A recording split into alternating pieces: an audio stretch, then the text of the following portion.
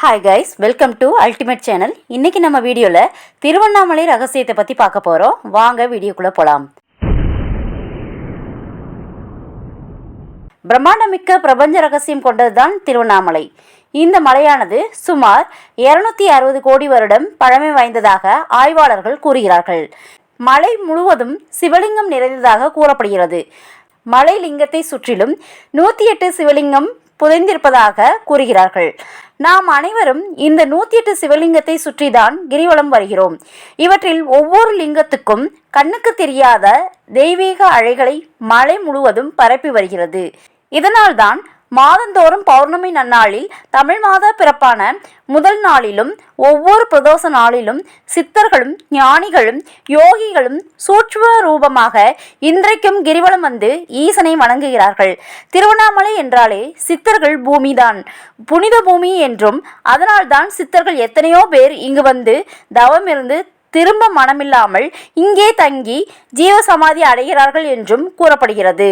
இன்றளவும் சித்தர்கள் இங்கு சூட்சும ரூபமாய் இருந்து தவத்தில் ஈடுபட்டு வருகிறார்கள்.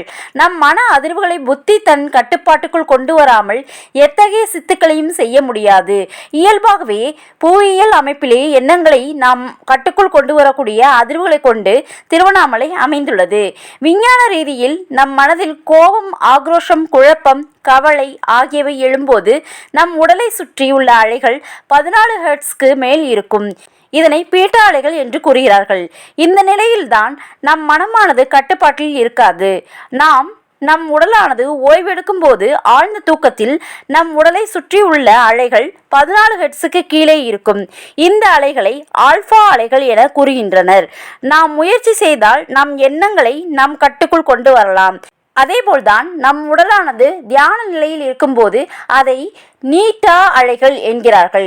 விஞ்ஞானிகள் நம் எண்ணங்களை, நம் இயக்கங்களை எளிதாக நம் கட்டுக்குள் கொண்டு வரலாம் என்றும், இதற்காகவே உலகெங்கிலும் உள்ள சித்தர்கள் திருவண்ணாமலையை தேடி வருகிறார்கள் என்றும் கூறுகிறார்கள். இந்த மலையானது இயல்பாகவே தீட்டா அதிர்வுகளை கொண்டுள்ளது. இதனால் தவநிலையில் உள்ள சித்தர்களுடைய உடலில் இருந்து இந்த அலைகளானது வெளிப்பட்டு கொண்டே இருக்கும். இது மட்டுமல்லாமல் இங்கு சித்தர்களானவர்கள் சமாதி நிலையையும் அடைகிறார்கள். சித்தர்களின் பூமியாக திருவண்ணாமலை விளங்கக்கூடிய மர்மமே இதுதான். இறைவன் எங்கு குடியிருக்கின்றாரோ அங்குதான் சித்தர்களும் குடியிருப்பார்கள். ஏன் நாம் கூட அங்கு குடியிருப்போம். சித்தர்களுக்கெல்லாம் தலையாய சித்தராக ஆதி சித்தரே சிவபெருமான் தான். இவர்தான் தலைவர் இருக்கும் இடத்தில்தான் நம் போன்ற தொண்டர்களும் இருப்போம். அதனால்தான் திருவண்ணாமலை சிவபெருமானுக்கு உரியது என்று கூறுகிறார்கள்.